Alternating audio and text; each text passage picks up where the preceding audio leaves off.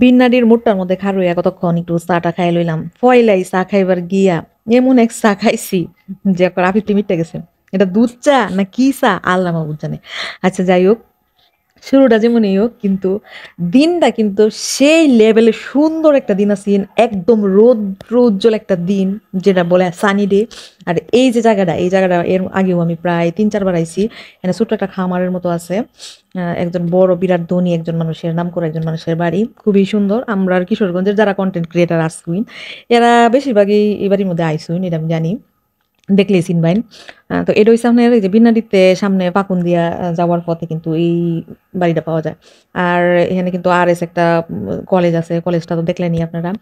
আর রাস্তাটা সেই লেভেলের সুন্দর।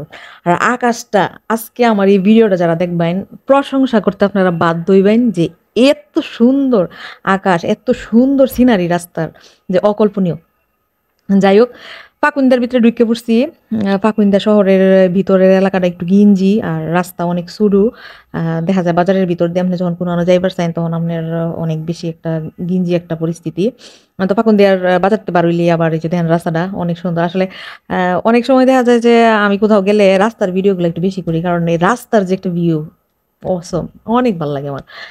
তো একটু চড়াই উতরাই পার হয়ে আপনার ভাঙ্গা রাস্তা টাস্তা দিয়া ঢুকছি এখন।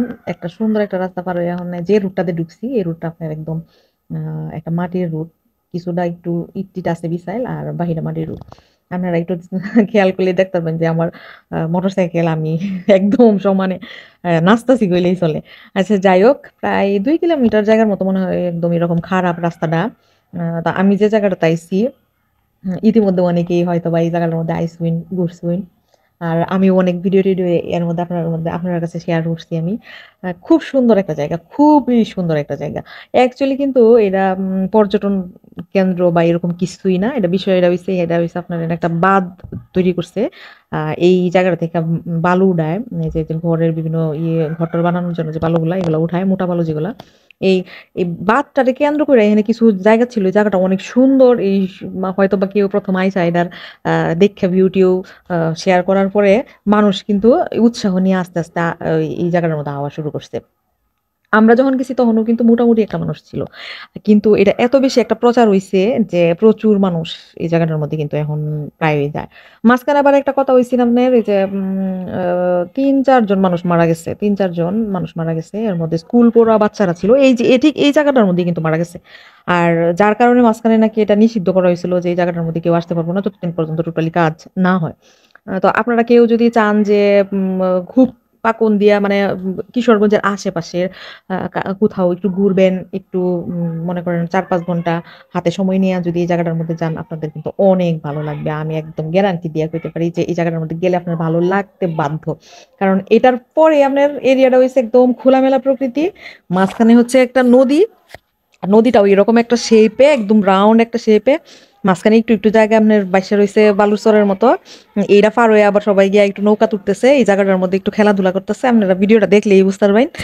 তো যদি মন চায় কিশোরগঞ্জের আশেপাশে যারা আছেন এনে যাইতে পারেন। আর কিশোরগঞ্জের বাইরে যারা আছেন একটু দূর থেকে কেউ যদি আমার ভিডিও দেখে ভালো লাগে, মনে করেন হ্যাঁ এই জায়গাটার মধ্যে ঘুরতে যাইবাম, তাইলে একটু সময় নেয়া একটু তাড়াতাড়ি করে আইসেন। কারণ হইছে আপনার এখানে কিন্তু যে পাকুন্দিয়ার ওই যে সুন্দর রোডের পরের যে রুটটা আমি দেখালাম ভাঙ্গাচোরা, এর প্রায় 2 কিলোমিটারের বেশি হইতে পারে রাস্তাটা। এটা কিন্তু অনেক ভাঙ্গাচোরা রাস্তা। আর এখানে মোটরসাইকেল দিয়া আইলে বেস্ট। কারটা নিয়ে আইলে আপনার অনেক ভোগান্তি পোহাইতে হইব। কাদা টাদা যদি থাকে তাহলে তো আরো খুব খারাপ অবস্থা থাকবো। তো সাবধানে থাকতে হবে, এবং অবশ্যই সন্ধ্যার হওয়ার আগেই ওই রাস্তাটা যেন পার হইতে পারেন। এটা কিন্তু একটা চর এলাকা, ঠিক আছে? এই জন্য একটু সাবধান থাকবেন। তো যেই যান যাই করেন না কেন, সাঁতার টাতার না জানলে, বাচ্চা কাচ্চা নিয়ে গেলে অবশ্যই নদীর পানিতে নামবেন না। পানিতে নামলে যে কোনো অকারেন্স হইতে পারে। সো আগেই সাবধান থাকা ভালো। এখানেও কিন্তু আপনার ভাজাভুজি, তারপরে আপনার এই যে মনে করেন এতে জিলাপি টিলাপি, জাঙ্ক ফুড ছাড়া কিন্তু আপনি ভালো কোনো খাবার পাইতেন না। ঝালমুড়ি টালমুড়ি, ভেলপুরি এগুলো পাইবেন। সো কেউ যদি মনে করেন যে বাচ্চা কাচ্চারে ভালো কিছু খাওয়াবেন, অন্য কোনো এগুলো খাওয়াবেন না, তাহলে অবশ্যই খাবার সাথে করে কিন্তু নিয়ে আইবেন। দূর থেকে আসলে যে জিনিসটা অনেক ভালো হবে আমার মনে হয়। আমি কিন্তু এই ভিডিওটা যখন পোস্ট করতেছি আরও বেশ কিছুদিন পর, এই যে জিলাপিটা যে ভাজা হয়েছে, ভাজার তেলটা একদমই খারাপ ছিল। এই জিলাপি খাওয়ার পরে আমার প্রায় 3-4 বার কিন্তু বমি হয়েছে, যার জন্য আমি অনেক অসুস্থ হয়ে গেছিলাম কিন্তু।